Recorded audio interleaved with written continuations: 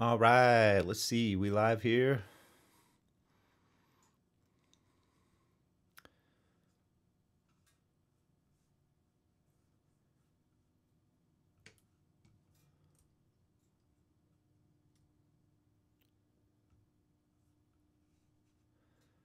Facebook, YouTube, what's happening? Peter Green from Agile for All here.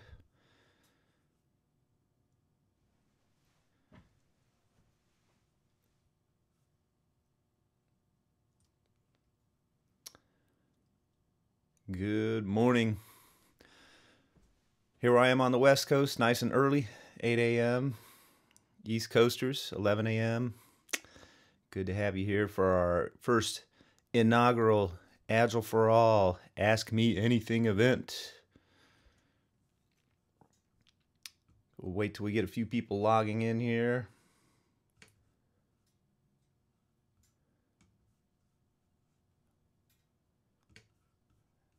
And it looks like we're live on YouTube as well, on our Agile for All YouTube channel.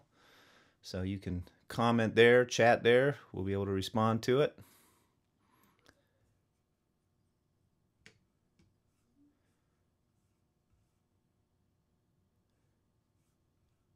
Let me go ahead and share this.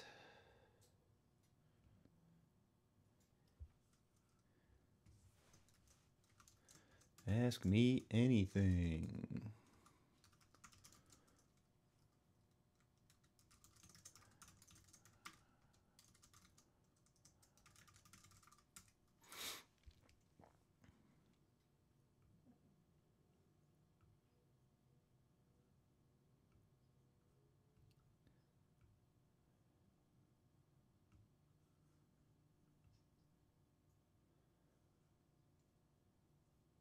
All right, looks like we got a few people logged on watching.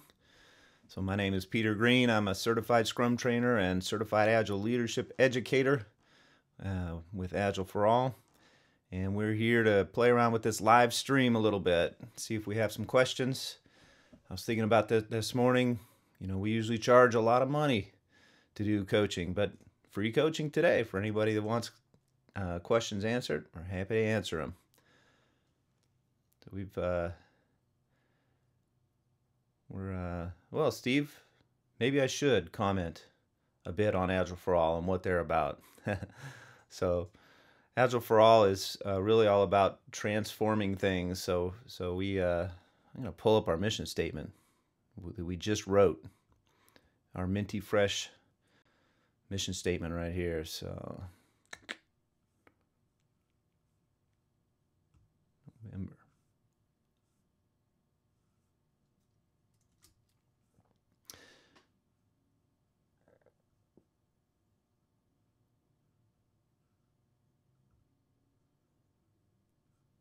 All right, here we go.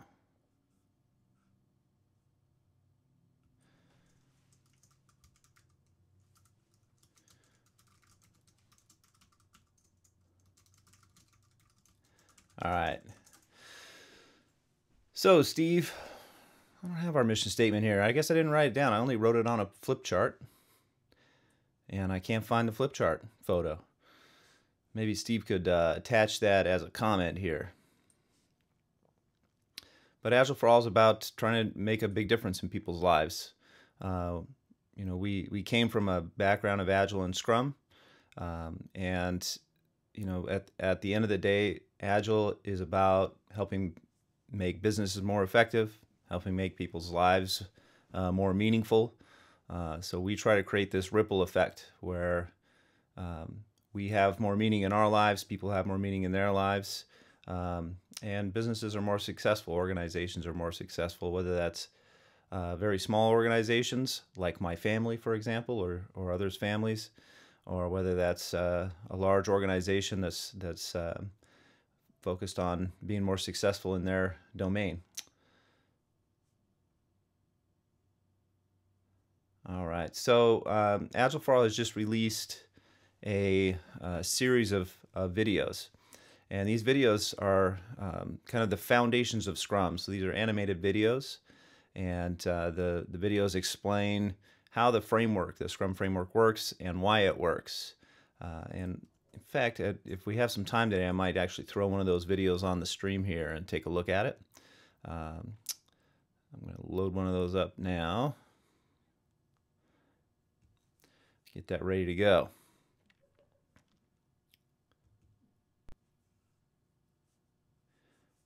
All right, so here in just a minute, we're going to watch one of these videos, and here it goes.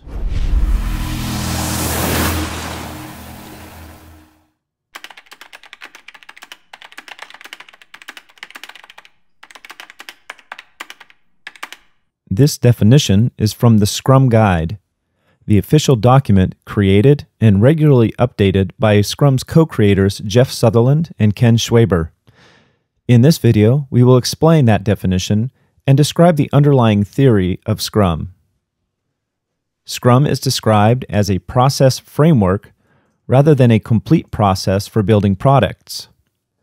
One important distinction is that Scrum is intentionally incomplete. It does not specify all of the steps required to build a product. Instead, it describes the framework within which a variety of processes and techniques can be deployed. The Scrum framework consists of Scrum teams and their associated roles, events, and artifacts.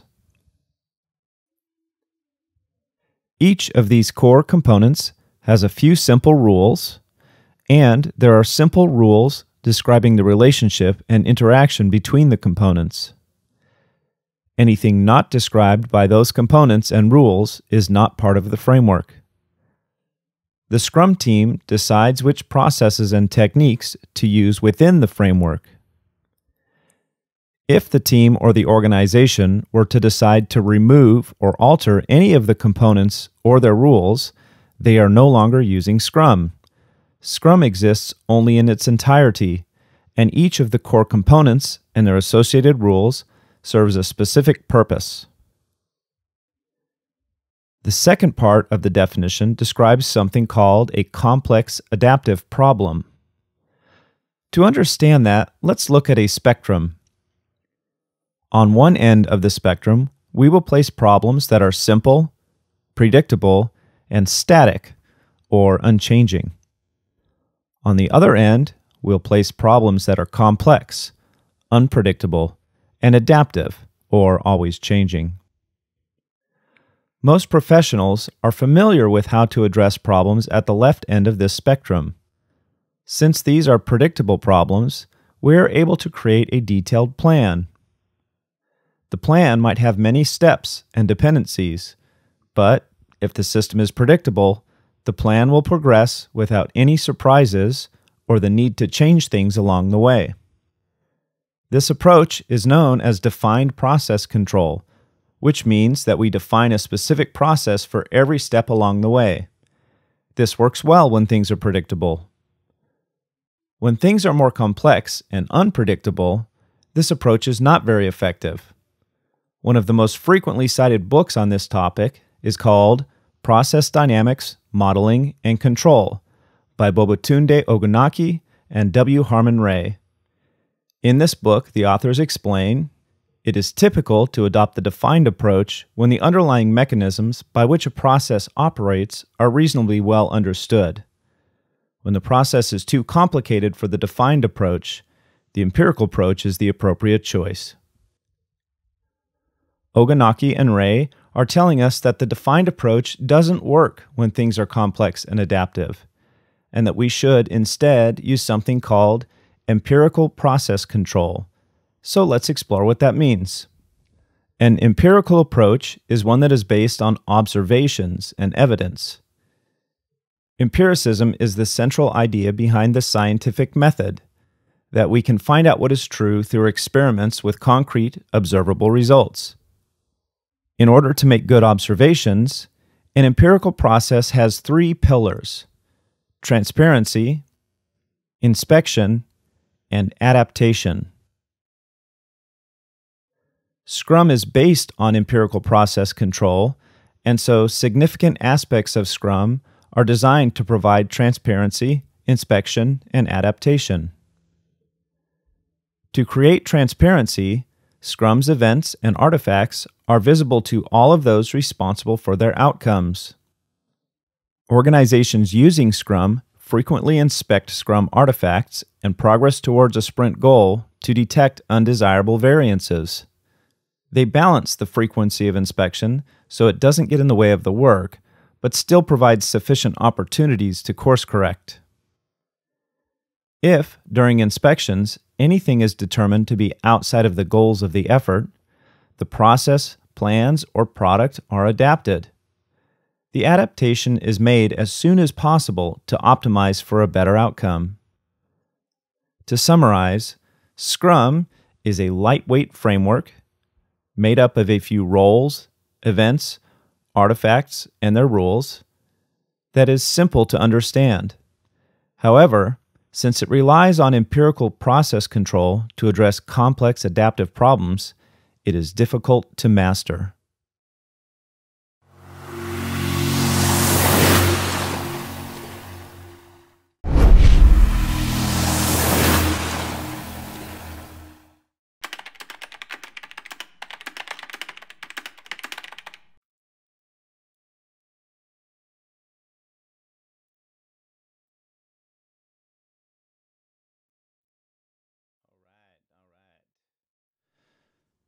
So that's the video. Apparently the videos loop automatically, so we'll fix that here.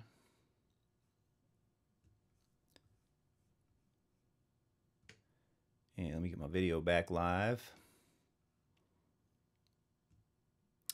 All right, I'm back.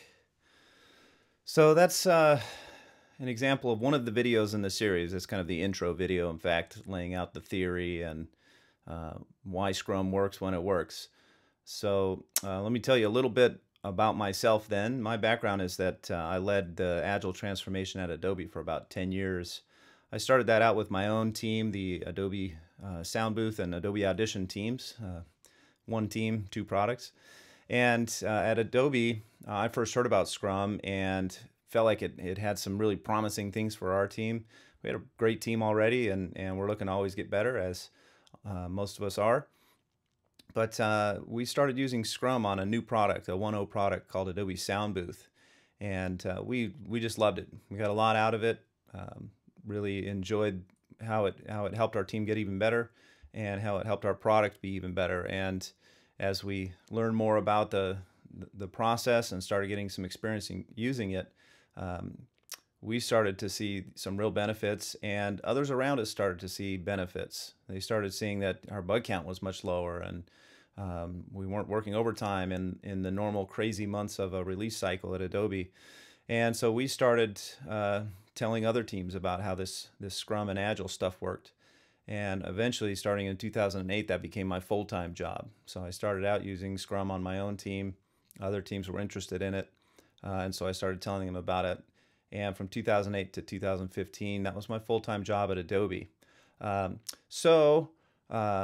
We created these videos, started really about 2 years ago. I had having some discussion with the Scrum Alliance, which is the certifying nonprofit organization that is kind of the leading organization when it comes to Scrum. And was having some discussions with some of the leaders at the Scrum Alliance about the need for some really basic training. And we decided to put together these videos as a way to really make the basics of Scrum freely available to anybody that wanted to learn.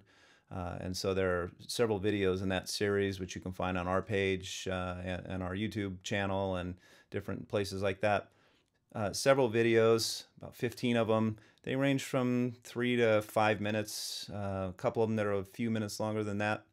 That basically walk anybody that's interested, walk you through learning about what this whole Scrum thing is all about. So anybody that wants some videos of that quality to learn about what Scrum is all about, they can go to our channel, our YouTube channel, and go check them out. In fact, I'm going to grab our YouTube channel link, find that playlist, and pop it in there for everybody that's showing it on, that's viewing this on Facebook. So let's go here, my videos, my channel, and playlists. There it is. All right. Copy link. And boom. All right, so there's that playlist. Anybody that wants to go check those videos out. So really the goal here is to make this kind of basic level of understanding about what Scrum and Agile is available to anybody that's interested. So it's for free. We don't charge for that. We really want, in some ways, we want people, when we have a chance to work with individuals or organizations, whether that's in a public class or working directly with an organization, we want them to have some of the basics covered. That way we can get really quickly to the difficult things, like how do we actually use this framework. So that's kind of the goal of that video series. Let's see, what do we have viewing here? All right.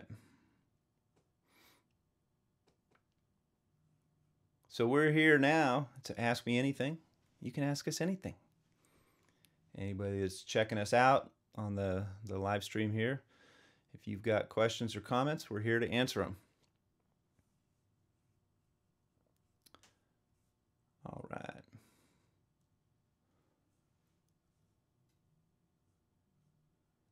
So let's see, what else can we do here? Maybe I'll just kind of talk about some of the common questions that we get in classes. I would say that the most common type of question we get is, would this apply to me? Would this apply to me? And in fact, in that video, we try to answer that question to a certain extent. So in the video that talked about two types of systems is what we would call them, but really two types of projects or products or organizations, and kind of at two ends of a spectrum, right? So at one end of the spectrum, it's pretty predictable stuff. We're churning out the same thing over and over again. That's what in the video we called that's appropriate for a defined process.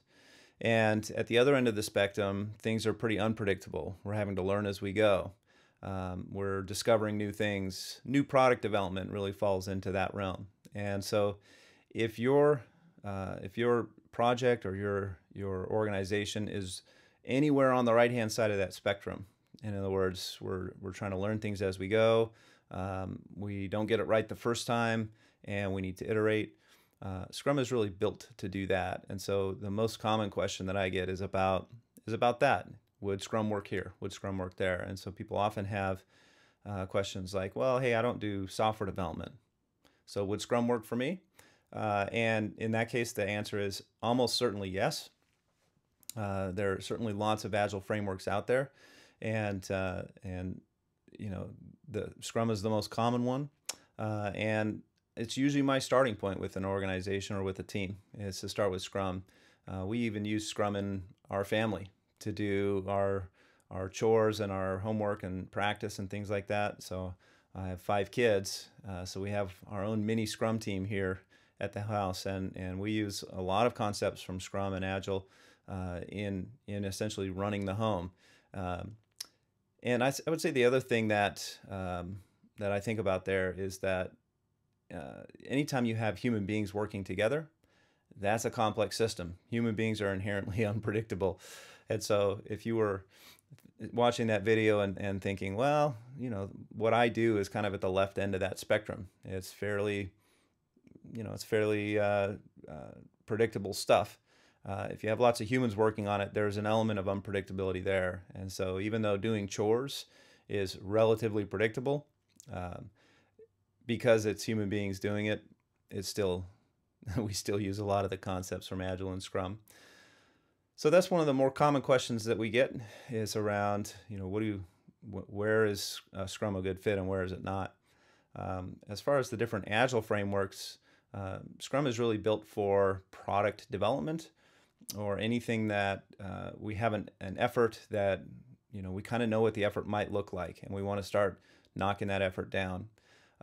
There's another common framework that is called Kanban that we often either mix with Scrum, concepts from Kanban mixed in with Scrum, or sometimes we'll use it really kind of as is. So Kanban is really well suited when you don't even have 2 weeks worth of work that you could predict. One of the concepts from Scrum, or the events from Scrum, is something called a sprint planning meeting, where the team gets together and it kind of plans out what are we going to do for the next couple of weeks. And in some organizations, in some contexts, you can't even predict that. For example, if I answer support calls, I can't predict what support calls I'm going to answer over the next week or two. In which case, if we're doing that type of work, we'll often recommend that teams take a look at Kanban.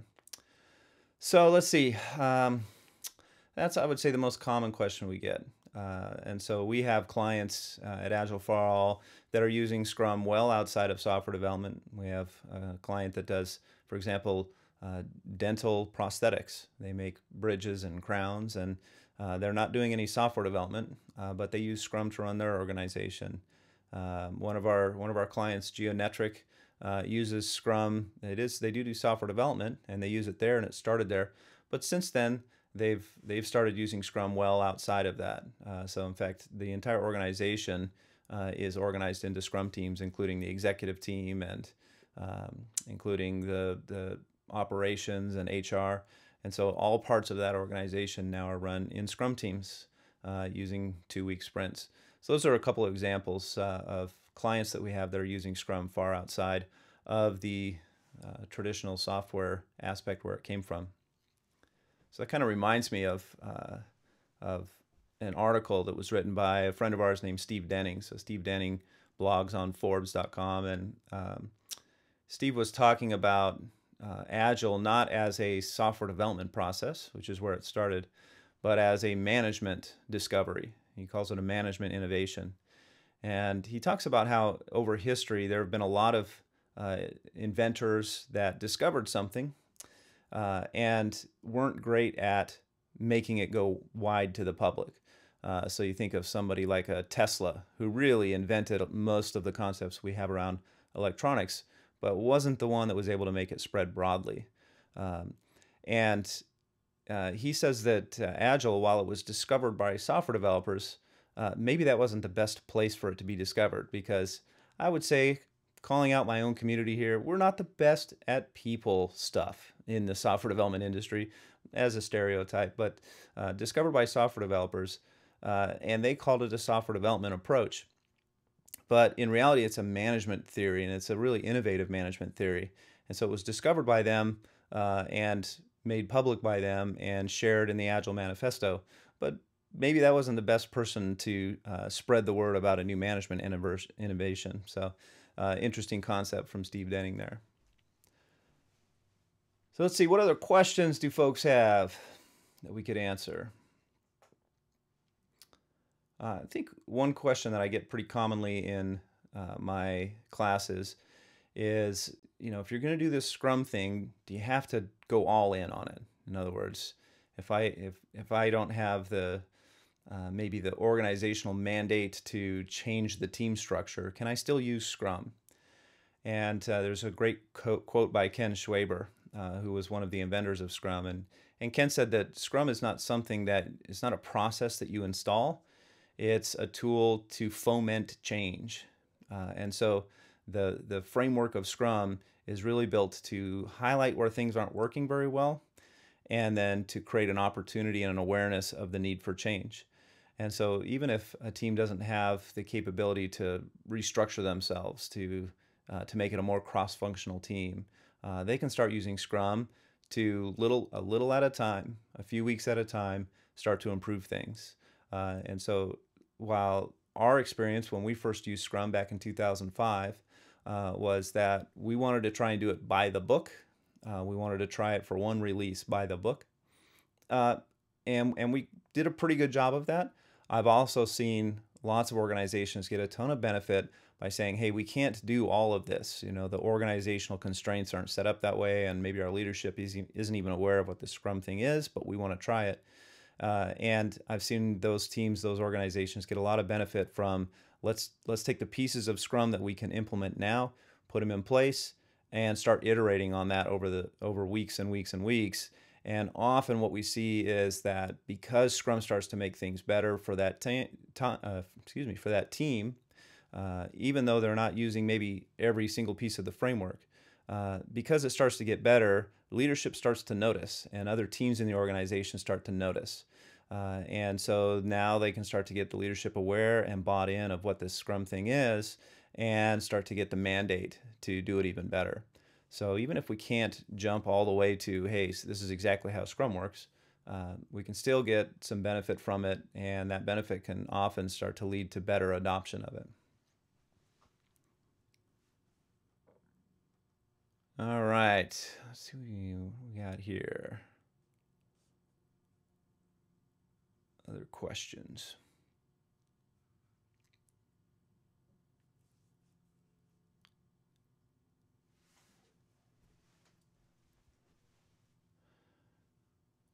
All right, this is a very quiet AMA. The only one that's asked me anything is Steve, my colleague at Agile for All. So if you're watching, see some folks watching. If you're watching, go ahead and type in your comment there, ask your question, and we're happy to answer it here at the inaugural Agile for All Ask Me Anything live YouTube and Facebook stream event.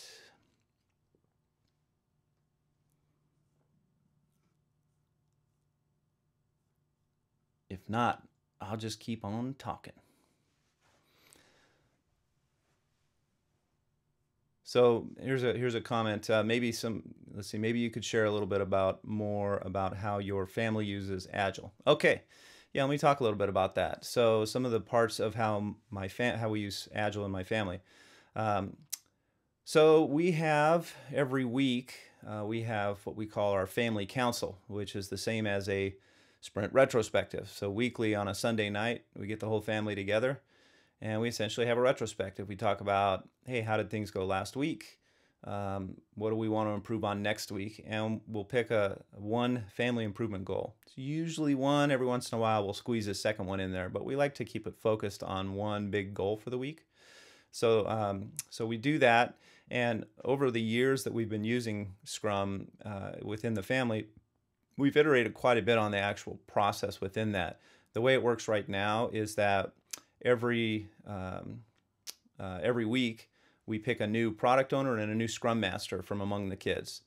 So the product owner is responsible during the week to get up first thing in the morning, kind of wander about the house, see what's not looking great about the house, and prioritize a list of chores for that day that need to get done. Once the product owner has the backlog ready to go for that morning, then they'll let the Scrum Master know, whoever the Scrum Master that is that week, and the Scrum Master will go and rally all the kids together and say, hey, it's time for daily Scrum. And so we have a Kanban board set up for this. Essentially, it's a whiteboard with some sticky notes on it, and everybody's got their columns ready to go. And so then the kids take turns. The Scrum Master facilitates this, and they pull their chores into the to-do for that morning. And at that point, it's kind of self-managing team at that point. So one of the improvements we made probably a year and a half ago was we got really clear on what the definition of done was for any given chore. We walked around the house. We talked about what does it mean for this chore to be done? What does it mean for the kitchen to be clean, for example? And this was based on a family council, one of those weekly retrospectives we had, where the thing that when we were talking about an improvement goal, Annie, my wife, said, hey, I see chores getting marked done, and then I go into the kitchen and it's not actually clean. And one of the kids said, well, I cleaned it. And so trying to mediate that tension or that conflict, we said, well, maybe we don't have the same idea of what done means in the kitchen. And so we went around and we wrote up a definition of done for all of the standard chores, and that's posted up above the whiteboard now. So now the kids can go up, if they pull in clean the kitchen, they can go in there and know exactly what that means. So that's just a few examples of how we're using it today. And I would say that while they're still kids, they're still teenagers, and so of course there's still some frustrations and that kind of thing. By and large, the level of tension is much lower. So, all right. So one of the questions here is, what are the biggest changes in an organization from using Scrum? Uh, I'm thinking of a client that I'm working with right now that started using Scrum. It was a very traditionally run organization in the financial sector prior to that, prior to them implementing Scrum. By far, the biggest change that they've got is that every 2 weeks they're actually doing these sprint reviews. And at the sprint review, they're having clients come in and customers come in and give them feedback. And over the course of just a few weeks, they started to really pivot what their concept of the product was. So in a really traditional product organization, you try to prevent change. You try to prevent scope from changing over the course of a project.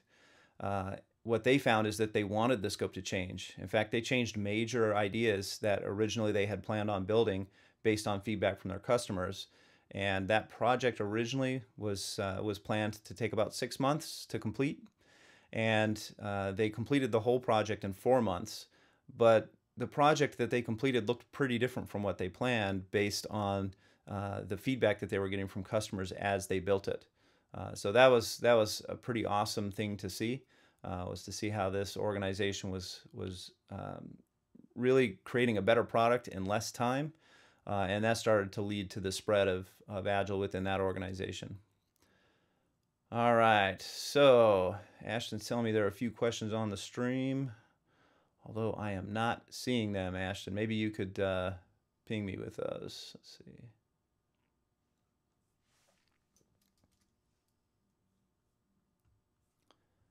Are they not showing up for me here on the Facebook? Yeah, when I look at it, I only see Steve's comment and then my 2 responses there on the Facebook stream.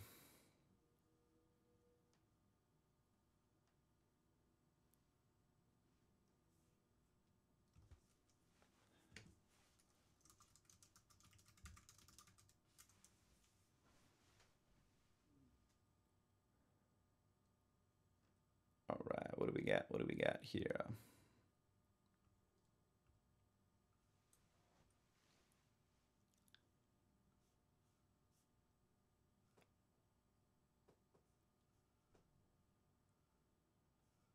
All right, so I see some views here. Let's see. All right, so Ashton's helped me out. I don't know why these comments aren't showing up on my Facebook page here, but Ashton says, what are the first steps to take if an organization wants to use Scrum? Okay, so what are the first steps? I think step 1 is we actually want to understand what Scrum is. And so there are various ways that you can do that. What we did when we were interested in Scrum, I'll tell you kind of a funny story about that. When I first heard about Scrum, I heard a 1-hour overview from Jeff Sutherland, who was the co-creator of Scrum with Ken Schwaber. And as he was describing Scrum, I mentioned this briefly, as he was describing Scrum, I kept thinking, as he would describe, for example, the daily Scrum. And I thought, oh, that would really help our team because, you know, there had been a feature in our previous release that seemed like it was almost done, it was almost done, it was almost done, it was almost done, and that went on for months, and nobody was quite sure what was going on there. And so finally, towards the end, that feature came in, and it was, I guess the way we described it, it was running really hot towards the end of the cycle, and it was a little risky for us. So that was you know, over and over he was describing these parts of Scrum, and I thought, wow, that would be really helpful for our team. And so I got excited about it, and I talked to a couple of other managers, Paul Ellis and Hart Schaefer on our team, and Nariman, our QA manager, and I said, hey, I'm really excited about this Scrum thing, and I went and read the book, and I described it to them. What do you guys think about using this Scrum framework on our next project, which was going to be a new 1.0 audio product called Adobe Sound Booth? And they said, hey, that sounds good. Then I called this team meeting. So the whole team into the conference room, as well as the gentleman that was our director at the time, who later became our VP, Bill Hensler, a good friend. And I called this meeting basically to propose that we use Scrum in the next project that we were going to build. And I started the meeting off, and I started, you know, I put together a few slides about what Scrum is and how it would be different from what we were doing currently. And maybe 3 minutes into that meeting, Bill, our director, who was on the phone, he said, Peter, hang on a second. Do you have any experience using Scrum? And I said, no, Bill, no, I've just heard about it and read about it. And he said, do you have any training in how to use Scrum? I said, no, Bill, like I said, I've read the book, I've studied it, but I don't have any training. And he said, all right, this meeting is over. You can come back and reschedule this meeting once you've had some training. So this was a good early leadership lesson for me.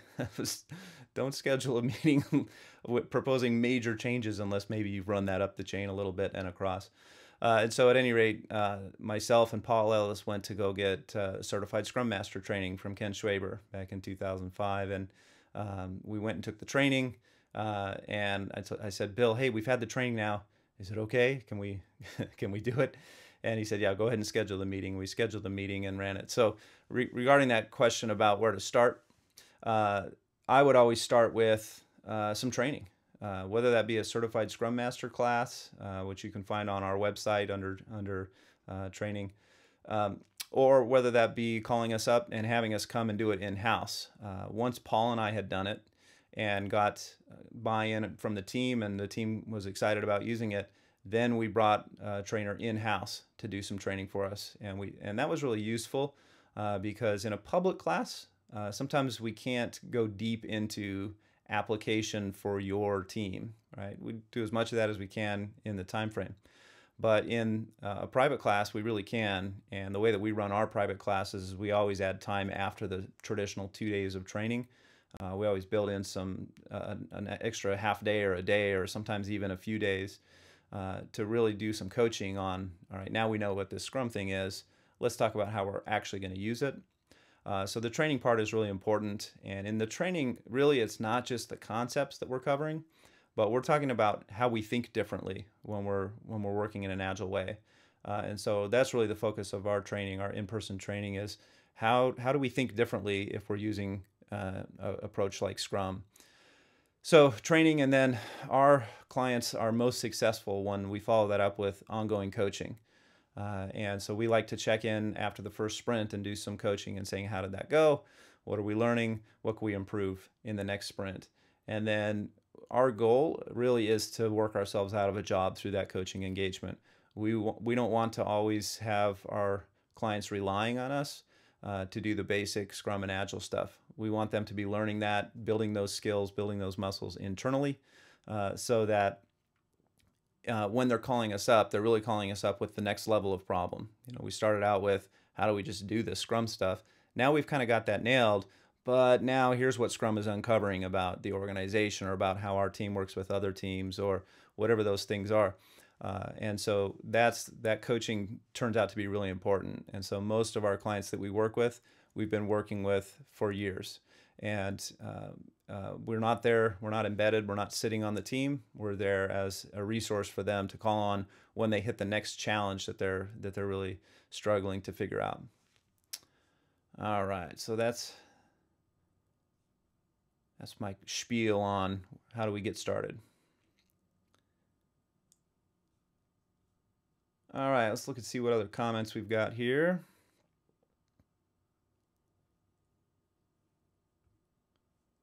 I still don't know why I'm not seeing the comments. I wonder if I reload the page, I wonder if those just stop loading for me for some reason.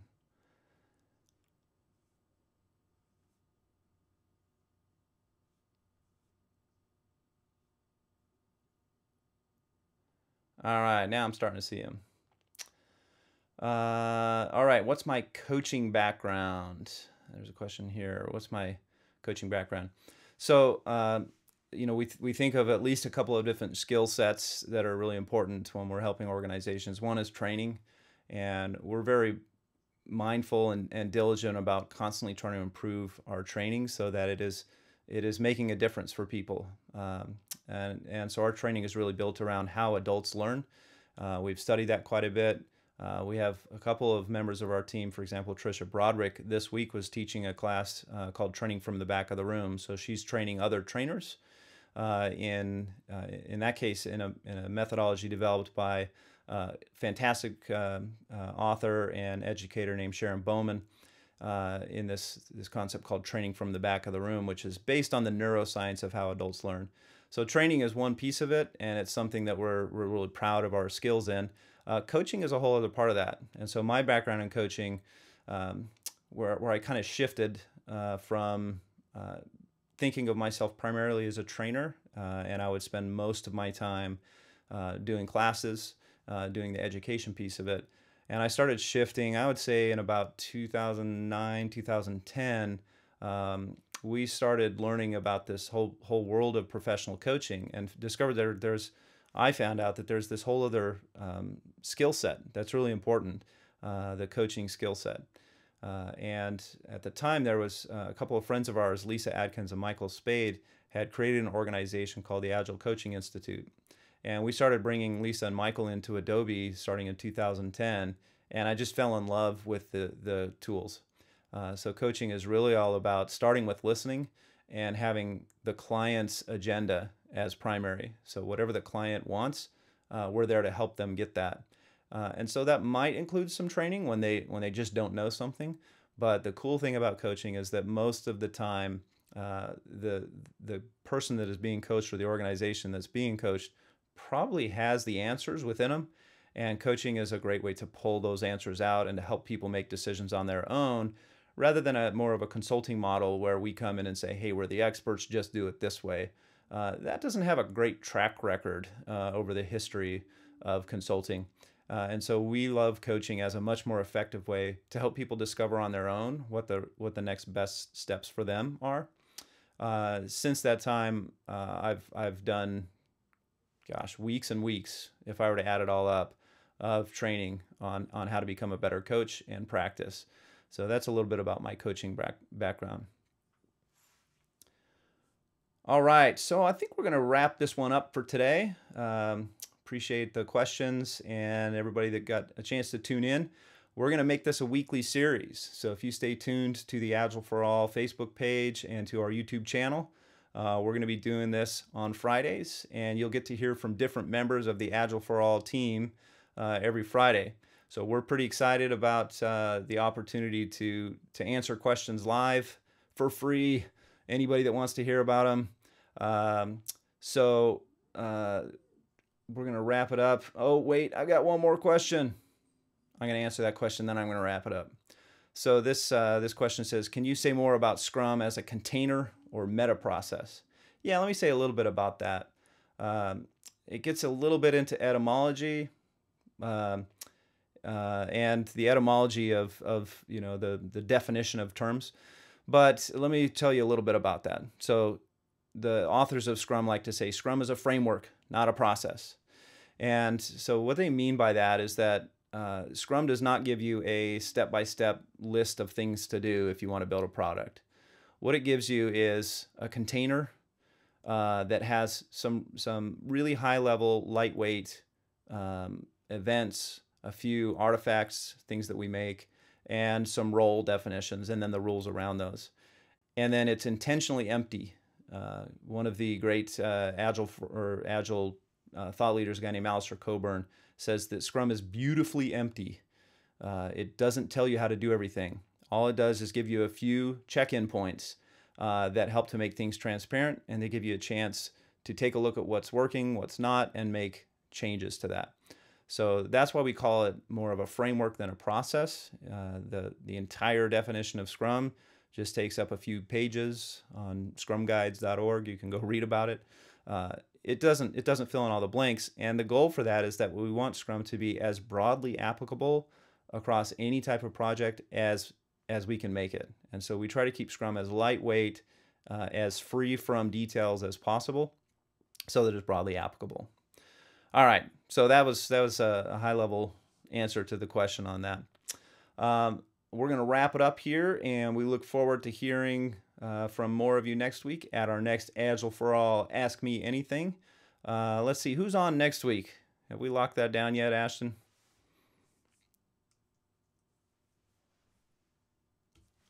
It's going to be Friday. Maybe I can give you a preview of who's going to be doing it next week. All right, a couple folks commenting it's hard to hear. I think the volume sounds good on my end. Maybe check that on your end. Make sure that there's not a little speaker with an X on it.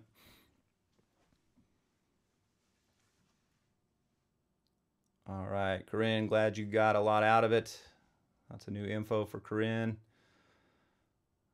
Steve, hopefully you're able to figure out the audio issues there.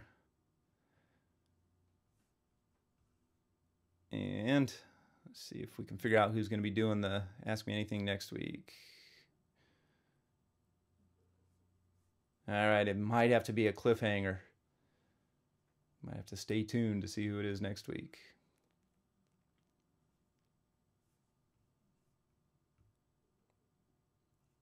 All right, yeah, I think I'm going to have to, let's see if we got an answer here. All right, I got an answer. So next week, my colleague Richard Lawrence will be running the Ask Me Anything on Friday. So stay tuned, folks. This is the first kickoff Agile for All Ask Me Anything session. And we hope to get more and more people tuning in so that we can answer more and more questions. Again, our goal is that we get really excited when we see some knowledge or some insight that we help somebody get when they then turn around and help start sharing that knowledge. And so our goal is to get as many people understanding this Agile thing as possible. So this is one of the things that we're going to use to help more and more people understand what this Agile and Scrum thing is. So thanks for tuning in. It's been a pleasure talking to you here this morning, and we hope to see you again next week at the next Agile for All Ask Me Anything. So this is Peter Green signing out.